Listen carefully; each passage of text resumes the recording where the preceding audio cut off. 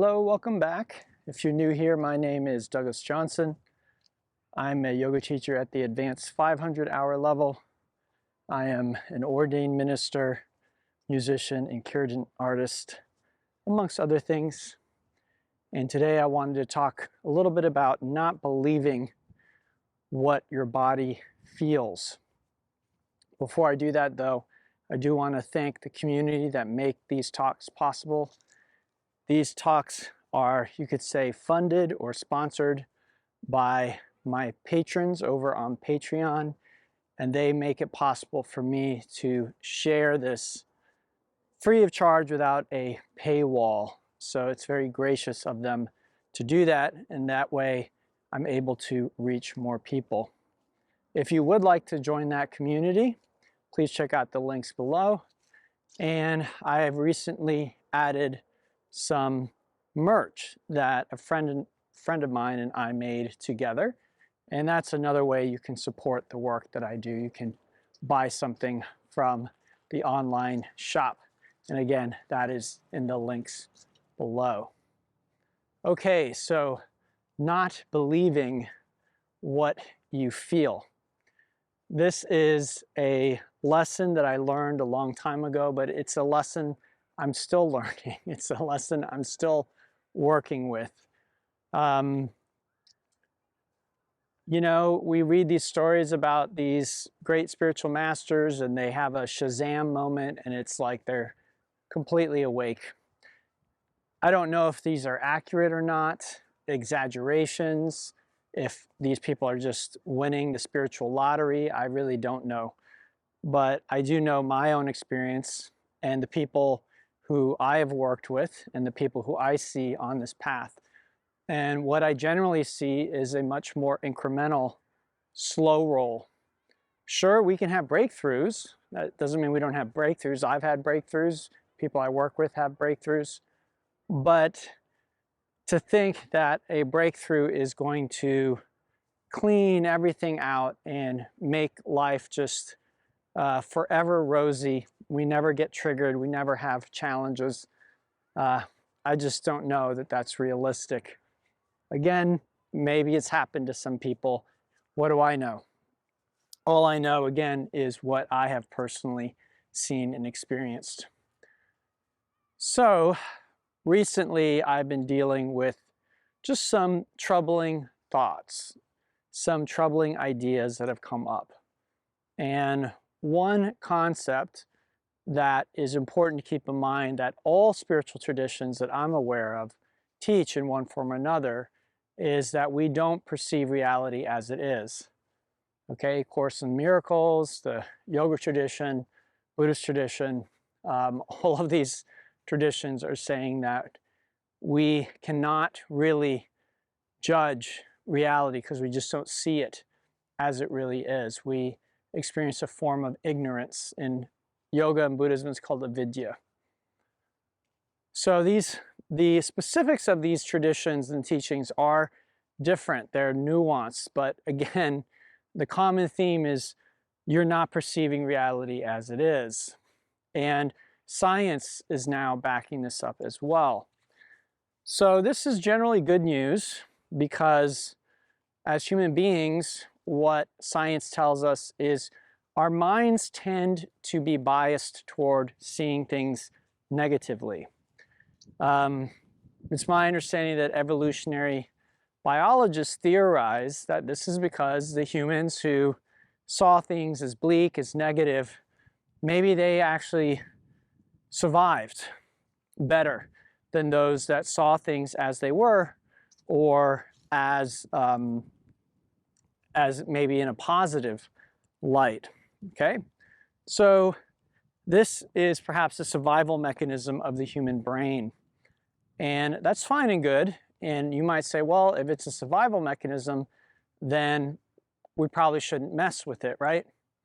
Well, the problem is we live in a very different environment than the one in which our brains evolved in. So while this may have been a survival mechanism that was very helpful to our ancestors, it does not seem to be serving modern human beings very well. And so we tend to suffer, have what we call psychological suffering, which again, you can think of like physical pain. If you have a sickness or illness, you're in physical pain, that's one thing. But what most people in modern society suffer from is psychological pain. It's up here. It's our ideas about ourselves, about reality. Oh, I'm not good enough. I'm not pretty enough. I'm not talented enough. People don't like me. People don't pay attention to me. I need to be a billionaire and financially free in order to experience peace. Whatever our ideas are, I need this party in government in order to experience peace. Whatever ideas we have, okay, this is psychological suffering. Chances are, while you're watching this video, you might be sipping on a cup of coffee or running on a treadmill or laying in bed with your laptop. Chances are you're not physically suffering. And to be honest, a lot of this actually applies to physical suffering as well. But let's just assume that we're talking strictly about psychological suffering for now, okay? So the good news is the source of our psychological suffering, our brains, they're not actually seeing things as they are. And again, the science verifies this. Human beings do not see things as they are. We simply don't. And so, like I said, it's actually good news because most of us are seeing things in a negative light. We're seeing things that are problems that need to be solved with us, with the world, with everything, okay? So part of, I would say, the enlightenment process or awakening process is usually people will reach a point where they realize that they can't believe what they think. They can't believe their own thoughts. So again, this is a very important step. And I'd say for most people, this is kind of the beginning of their journey. Oh, things are not how I saw them to be or perceived them to be. Then what happens to many people is they realize that. Sometimes they forget it. Even though they had that realization, there are certain thoughts that one of my teachers calls Velcro thoughts. And a Velcro thought is something where we may realize, okay, I can't trust my perception of the world or the way the world is, but I know this one thing. I know I need $1 million to feel peace. I know that I need to be famous in order to be happy. I know that, again, I need certain circumstance. I need these people to behave in this way for me to feel peace, for me to feel love, for me to feel joy. And from a spiritual perspective, from a manifestation perspective, this is just not true. Not true. Okay, but when we have a Velcro thought, we don't tend to see that. We tend to believe it. We get sucked in. And what's interesting about a Velcro thought is usually we get sucked in because the body is reacting. It feels real, okay? I think that's really the key. There's a lot of things where we don't, I think the feeling is the Velcro, if you will. So if I have a thought and there's no Velcro there, there's a lightness to it. I can let go of that thought pretty easily. I can entertain the opposite of it, even if I think it's true. So, you know, whatever it might be, I think that this tree I'm walking by is really there. If someone says, no, it's not, it's an illusion, you're wearing a VR headset and it's not really there, you know, I could say, okay, interesting. I don't really believe that, but, you know, maybe you show me more evidence and I will believe it. There's no real Velcro there, right? It's a light relationship I have with that thought. The tree is really there, okay? So what would a Velcro thought be like? It'd be a lot more like, oh, that tree is not there, you're actually in a VR headset, and then I would get upset. And I would be like, no, that's not true. That's not the way it is. That tree is there, right? And again, getting upset, we're feeling it in our body. And this is such an important part of what I've learned on this path, is we can't trust what we feel in our body either. And it's so hard because when we feel a certain way, it's very often like putting on a lens, like these sunglasses. It colors everything. And our mind tends to then, because our mind is our problem solver, it's our savior as human beings, the mind tends to spin up when we're feeling something unpleasant.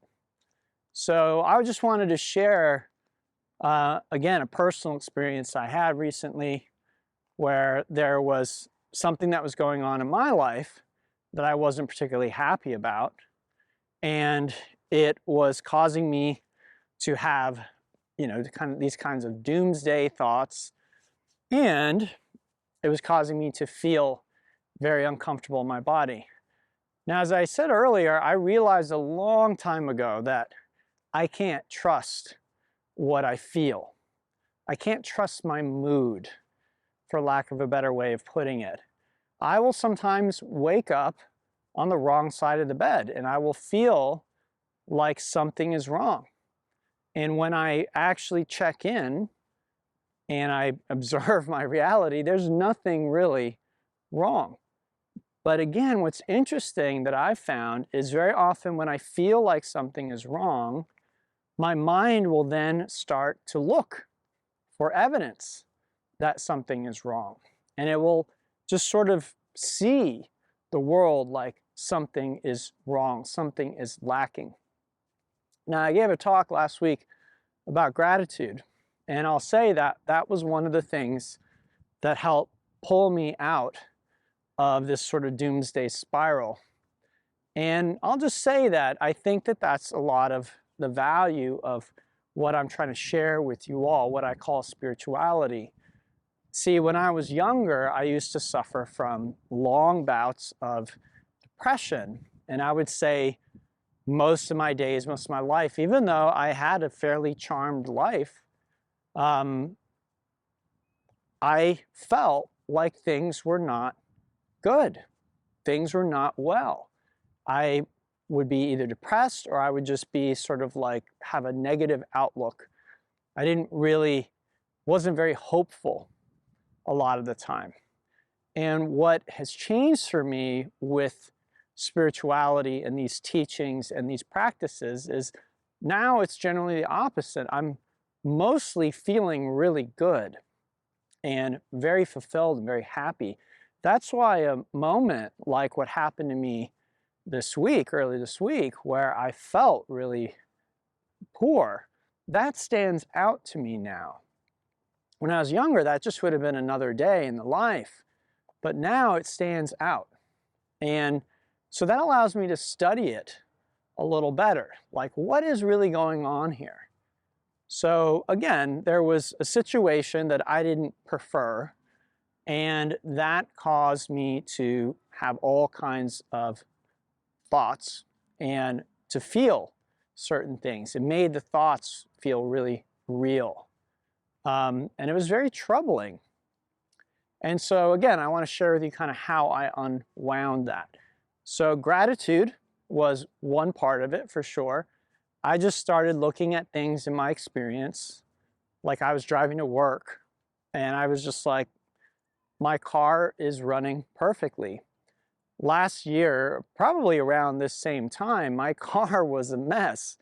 I had gotten into a fender bender in my parking lot, and there was, I had to get the car repaired, and then they were having all kinds of trouble figuring out, you know, I'd get it back and they'd say it was finished, and then I would have trouble, and then I have to give it back to them, and it was a nightmare. So having a car that functions and runs and that I don't have to worry about it, what a blessing. My health is pretty good considering, you know, I don't have a lot of huge problems with my health. I'm holding up pretty well. Definitely something to be grateful for. So just thinking of those things began to soften that edge, that emotional edge.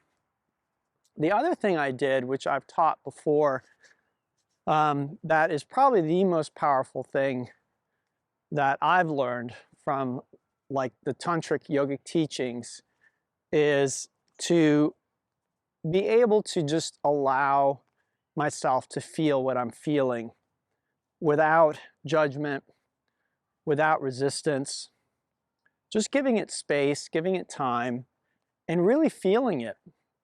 Again, what you'll notice, and what I noticed earlier this week, was because I didn't like that feeling, there were all kinds of things and thoughts that I was having, because the thoughts and the things I was doing were meant to make the feeling go away.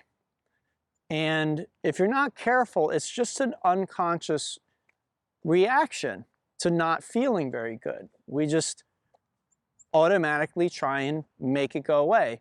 And, you know, we have various tactics for doing that. So it might be, for some people it might be eating, for others it might be drinking, for others it might be drugs, for others it could even be yoga, meditating, trying to meditate away, other things like that. So anything we're doing to try and escape something like that is a coping mechanism, and what, again, one of my teachers would call external resourcing. Now, I don't want you to feel guilty if that's something that you do. We all do it to some degree and from time to time, and it's not necessarily a problem.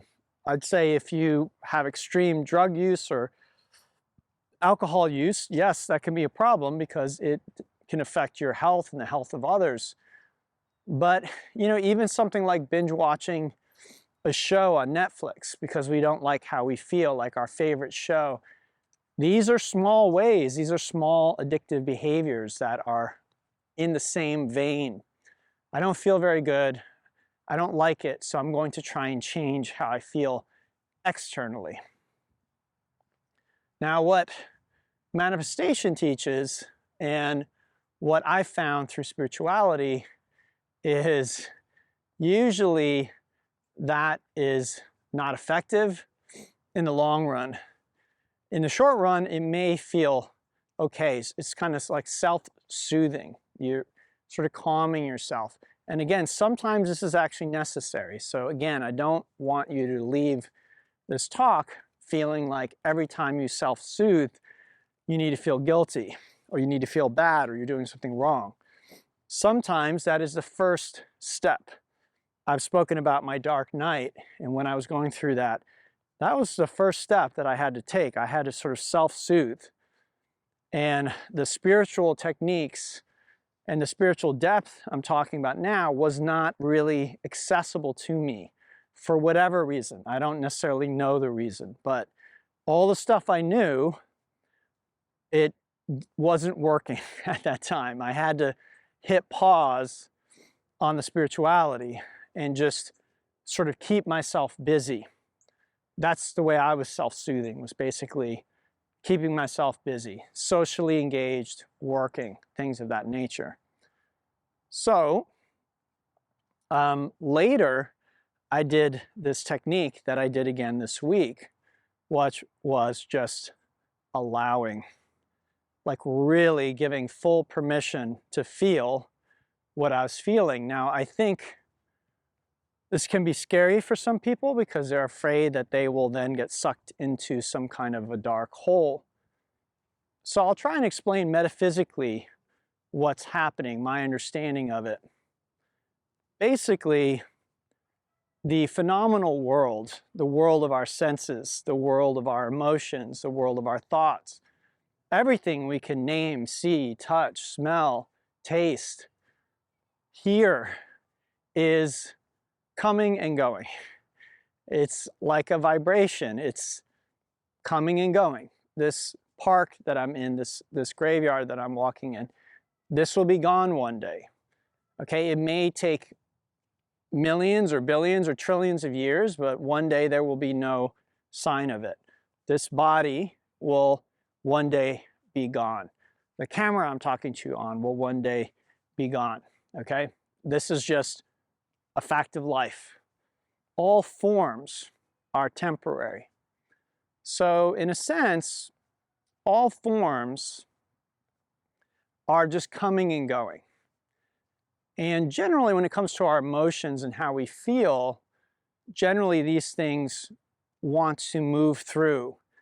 I can't say for certain, but the word emotion has motion in it.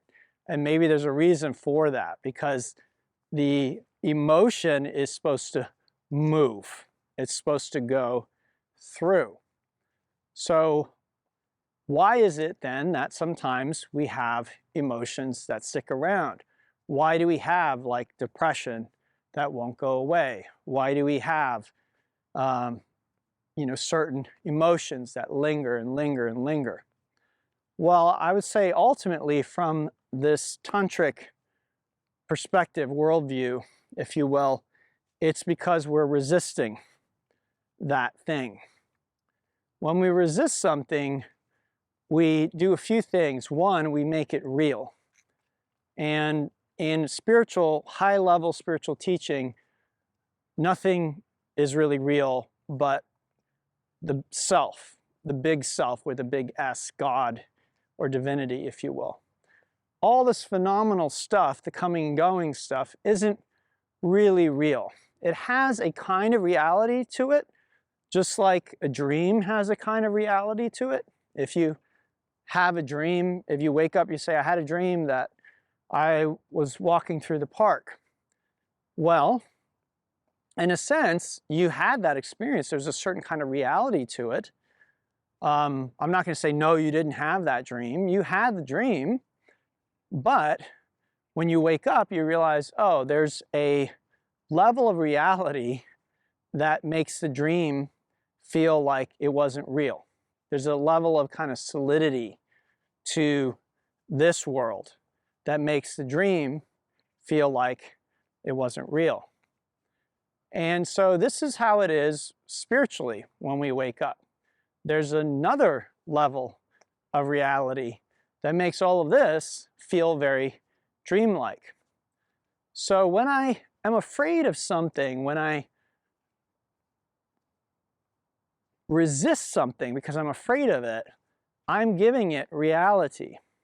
I'm letting it take my peace. I'm letting it disturb me. And so that's one thing I'm doing. I'm giving it reality. The second thing I'm doing is, again, I'm actually energizing it or keeping it around, because what we resist persists. So as I give my attention and energy to that which is not preferred, that which I do not like, it's pushing back. So it's sort of like a tug of war. And so it stays. It was wanting to just sort of move through. But I said, no, I don't like that. And I'll say, usually we're doing this unconsciously. Again, this is where I had to sort of pause and break down what is really going on with me, what is going on here. And so, again, the practice of just really allowing those feelings to come up, to really feel them, to welcome them, to not judge them, not say, oh, this is bad, this is good, or not resist them. So powerful. And so as I did that, these sensations began to lessen. And again, once we don't have those sensations, if we're spiritually awake to a certain degree, we can pretty easily see through, you know, the story, the fib, you know, the lies that we're telling ourselves about the way things are. It's much easier to do that once you take the glasses off, right? As long as you have the doomsday glasses on, then it's very hard to believe that everything's going to be okay. So again, for me, I'd say one of the first things that helped was, again, just the gratitude. Just pausing and looking around, what can I be grateful for right now?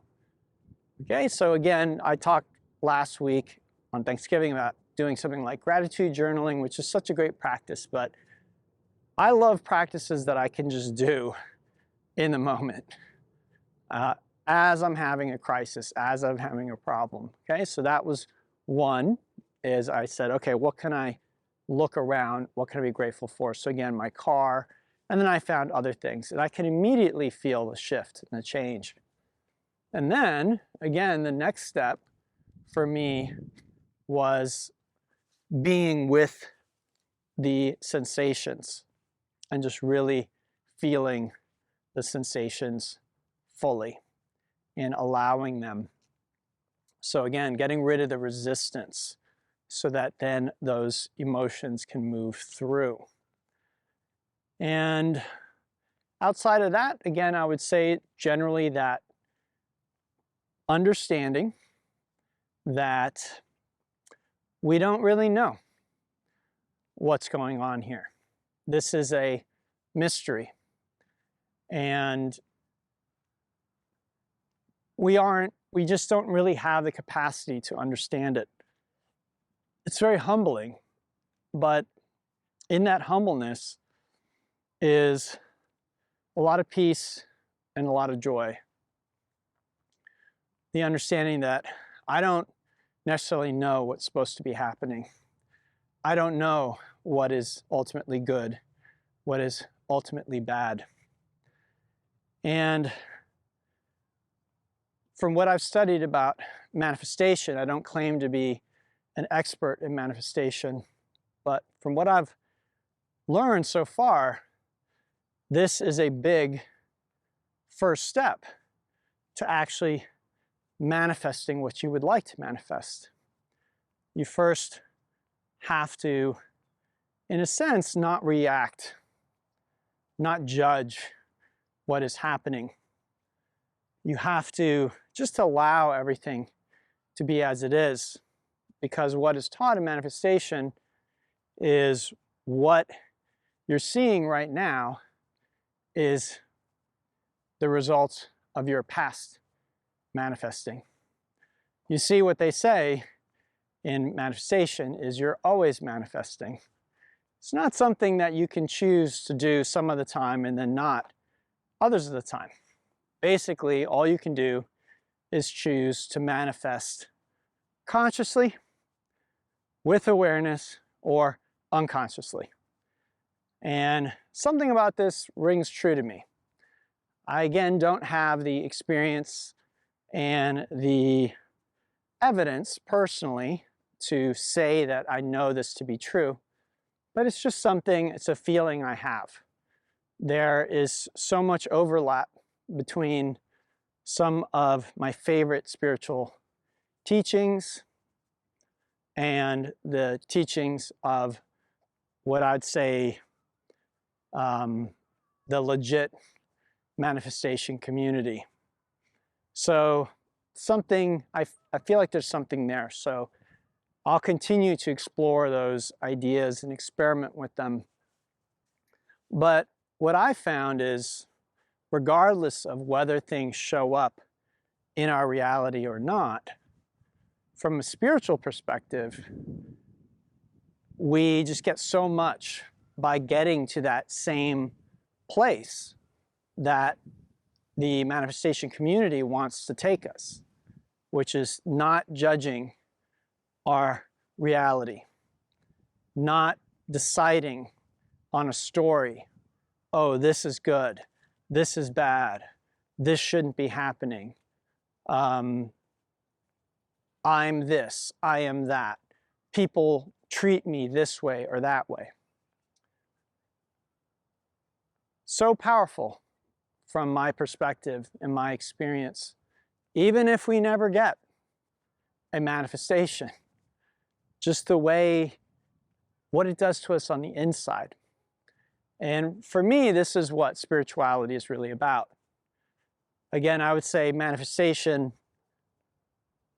says that once you've mastered what's going on inside, then it will show up on the outside. Again, I can't say whether that is ultimately true or not. But what I do know from my own experience is, in a sense, you may not care about the outside. If you really get to grips with what's going on inside of you, it doesn't matter so much. If you feel peace, you feel joy, you feel love, then in a sense, nothing can take that from you, right? If it's inside of you, if you're giving it to yourself, if you're able to give it to yourself in any moment. And so for me, that's what these practices and teachings are about. Really allowing us to recognize and remember our true nature and the power of that true nature, the unmanifest, that which can't be seen, heard, tasted, touched, or anything. It can't be perceived with the senses. It's just there. It's beingness itself. So from what I understand about manifestation, it's from that place that one is able to manifest the life or things that they desire. From that unmanifest space. But this requires a certain level of discipline with regards to reality, because reality is showing us, again, our past. You could say our karma. And so can we, instead of seeing the past and recreating it over and over again, acknowledge and see the past, and yet have a vision for the future? And that's just my current understanding of what manifestation teaches, or at least law of assumption. All right, everyone. So I hope this was helpful. Just wanted to share this sort of personal experience of what I went through and how I sort of worked through it. Like I said, in the past, this might have taken me down a rabbit hole of weeks or months of depression, or maybe even longer. And one of the gifts that I've gotten from spirituality and these teachings is the ability to pull myself out of that rather quickly. And so these are the types of things that I hope to share with you. Again, these days my baseline is so much higher than it used to be. And I enjoy my life so much more. And I truly believe that this is how we are meant to live as human beings. But no one can give us this. It really is our own journey to realizing our power and giving ourselves that. Till next time, everyone, namaste, and have a beautiful, beautiful day.